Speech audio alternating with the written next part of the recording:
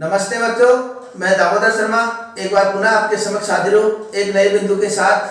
देखिए बच्चों, आज हम जिस बिंदु पर चर्चा करेंगे वह है कक्षा 9वीं का पाठ रसखान, जो कि क्षितिज पुस्तक के अंतर्गत काव्यखंड के भाग में आता है।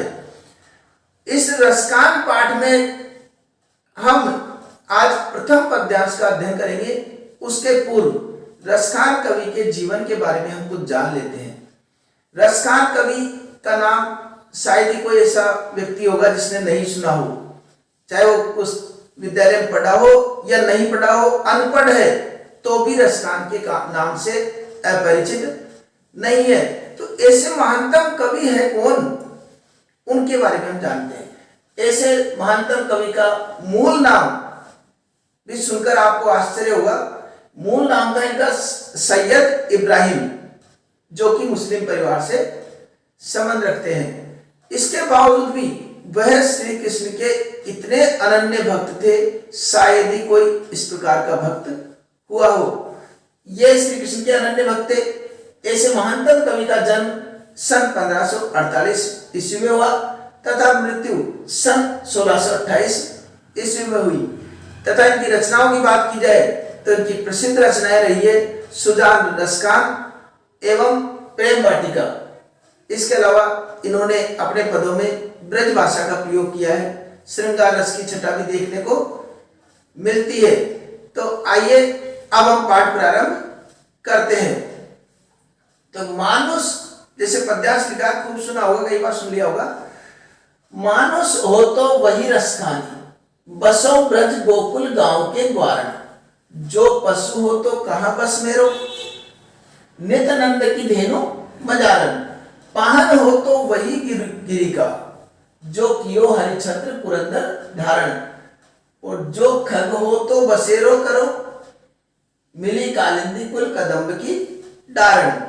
यह एक पद्यांश है। इसमें श्री कृष्ण के प्रति अनन्य भक्ति भाव प्रकट करते हुए भगवान श्री कृष्ण कहते हैं कि हे प्रभु, अगर आप मुझे अगले जन्म में, मतलब हर जन्म में रसखान कवि भगवान श्री कृष्ण के सानिध्य में रहना चाहते हैं, इसलिए वो कामना करते हैं कि हे प्रभु, अगर आप मुझे अगले जन्म में, अगले जीवन में यदि मनुष्य बनाते हो, मानुष का मतलब मनुष्य, यदि मनुष्य बनाते हो तो वही रसखानी। रसखान कवि कहते हैं हे प्रभु, अगर आप मुझे अगले जन्म में मनुष्य बनाते हो तो बस इतनी कृपा अवश्य कर देना, बसों ब्रज गोकुल गांव के ग्वारण।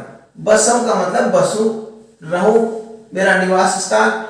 ब्रज, ब्रज के गोकुल गांव के ग्वालों के मध्य निवास करूं। कि हे प्रभु, अगर अगले जीवन में, अगले जन्म में मुझे अगर आप मनुष्य बनाते हो तो मेरे ऊपर इतनी कृपा कर देना कि मैं ब्रज के गोकुल गांव के ग्वालों के मध्य बसों, बसों का मतलब निवास करूं, बसों का मतलब निवास, और ग्वारण का मतलब ग्वालों, कि ग्वालों के मध्य निवास करूं। जो पशु हो तो कहां बस मेरो। अब देखिए, रसखान कवि कहते हैं कि हे प्रभु, ये तो आपकी महिमा है। अगर पशु भी, अगर मुझे जीवन मिलता है पशु का भी, तो इसमें मेरा कोई बस नहीं चलता। ऐसा तो होता ही नहीं है कि जाकर के कह दिया कि प्रभु अगले जन्म में मुझे ये बनाइए, अगले जीवन में ये बना दीजिए, पशु बना दीजिए, इंसान बना दीजिए, देवता बना दीजिए। इस प्रकार की बातें तो कभी चलती नहीं है। ये तो प्रभु की इच्छा है और अपने कर्मों के हिसाब से वो जीवन देते हैं। लेकिन इतनी कामना रसखान कवि कहते हैं कि हे प्रभु, अगर आप मुझे पशु बनाते हो तो कहां बस मेरो, इसमें मेरा बस नहीं है। लेकिन इतनी कृपा तो अवश्य कर ही देना कि चरूं, जैसे गाय भैंस जो चारा चरती है ना, उसके लिए चरूं, नित्य, नित्य का मतलब नित्य, चरूं नित्य, नंद की धेनु, नंद का मतलब नंद बाबा, जो कि श्री कृष्ण के पिताजी थे। धेनु मजारन, कि नंद की धेनु, नंद की धेनु मतलब नंद बाबा की धेनु का मतलब गाय, मजारन का मतलब मध्य में, उनकी गायों के मध्य में मुझे चरने का सौभाग्य प्राप्त हो।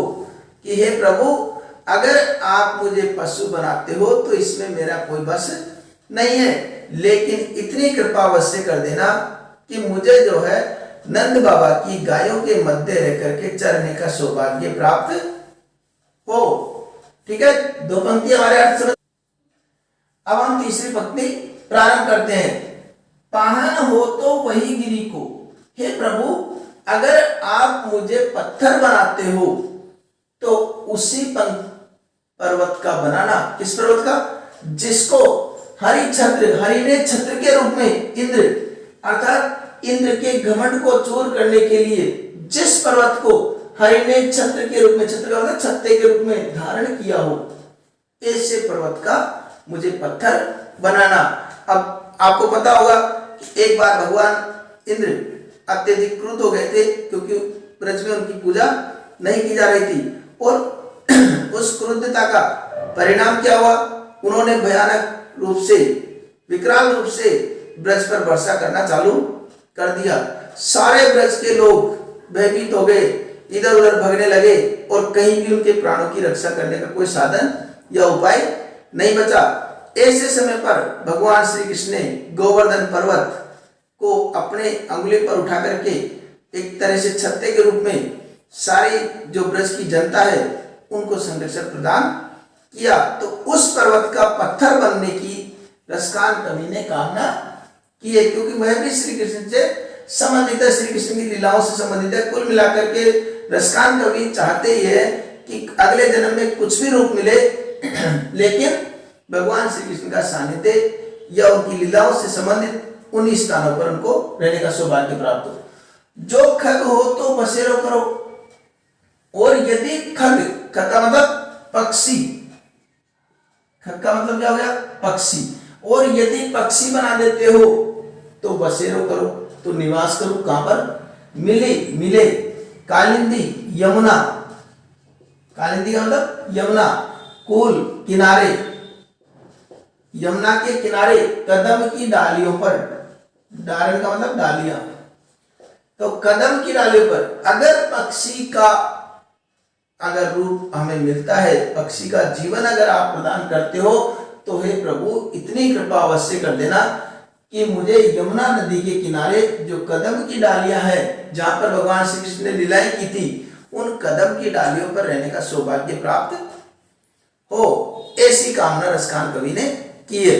अब सारांश रूप में इसका अर्थ एक बार और देख लेते कि हे प्रभु अगर आप मुझे अगले जीवन में मनुष्य बनाते हो तो वही रसकानी कि हे रसकान कवि कहते हैं प्रभु यदि आप मुझे अगले जीवन में मनुष्य का रूप देते हो तो मुझ पर इतनी कृपा कर देना कि मैं गोकुल गांव के ग्वालों के मध्य निवास करने का मुझे सौभाग्य प्राप्त हो। दूसरा, अगर पशु बनाते हो तो इसमें भी मेरा कोई बस नहीं है, लेकिन आप इतनी कृपा तो अवश्य ही कर देना कि मुझे हमेशा नंद बाबा की गायों के मध्य रह करके चलने का सौभाग्य प्राप्त हो। और यदि पशु बनाते वाहन हो तो, और यदि पत्थर बनाते हो तो उसी पर्वत का बनाना जिस पर्वत को भगवान श्री कृष्ण ने इंद्र का घमंड दूर करने के लिए छत्ते के रूप में धारण किया था। और जो खग हो तो बसेरो करो, और यदि पक्षी बनाते हो तो मेरा निवास स्थान वही बनाना। कहां पर? यमुना नदी के किनारे कदम की डालियों पर रहने का मुझे सौभाग्य प्राप्त हो, ऐसी मुझ पर कृपा कर देना। तो ये रसकान कवि ने कामना प्रकट की है। तो रसकान कवि ने जो जैसे प्रश्न आता है कि रसकान कवि ने क्या कामना प्रकट की है, इस प्रकार के प्रश्न भी आ जाते हैं। वैसे मैं प्रश्न डिस्क्रिप्शन में देता हूं, वहां जाकर के भी आप उनको हल करने का प्रयास कीजिए। और यदि चैनल को सब्सक्राइब नहीं किया हो तो वह भी निश्चित रूप से कर लीजिए ताकि आने वाले वीडियो आपको समय पर मिल सके। अब देखिए, अब प्रश्न आता है कि व्याख्या किस प्रकार करें, व्याख्या किस प्रकार करें। व्याख्या के लिए हमने पुराने जो पाठ थे उनमें व्याख्या बताई थी, उसी के अनुसार इसकी व्याख्या भी हमको करनी है। प्रारूप वही रहेगा। पहले हम बिंदु लिखेंगे प्रसंग, पहला बिंदु व्याख्या करने के लिए प्रसंग लिखिए। प्रसंग के अंतर्गत ये पंक्ति जो लिखी है उसको खाली छोड़नी है, नीचे की पंक्ति से हमको प्रारंभ करना है। प्रस्तुत पद्यांश हमारी पाठ्य पुस्तक क्षितिज, क्या नाम है पुस्तक का? क्षितिज के अंतर्गत श्री कृष्ण भक्त कवि रसखान द्वारा रचित पदों से अवतरित है।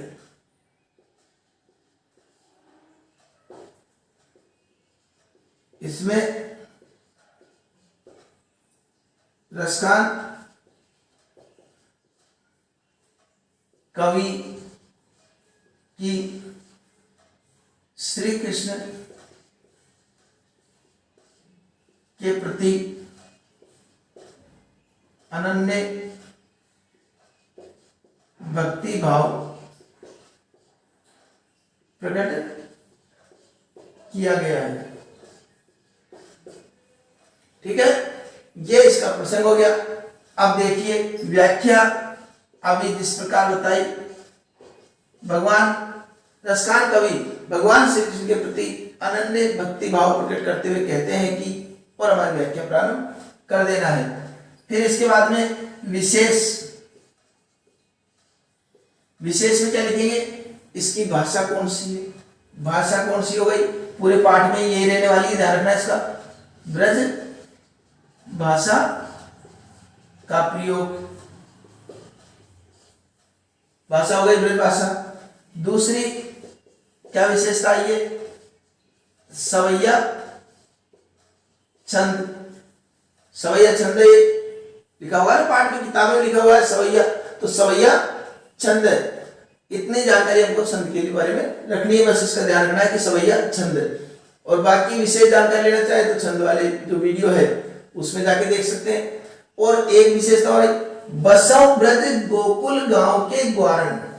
देखिए गोकुल गए, गांव गए और ग्वारण गए, गवर्ण की बार बार आवृत्ति हो रही है, इसलिए कौन सा अलंकार हो गया? अनुप्रास अलंकार।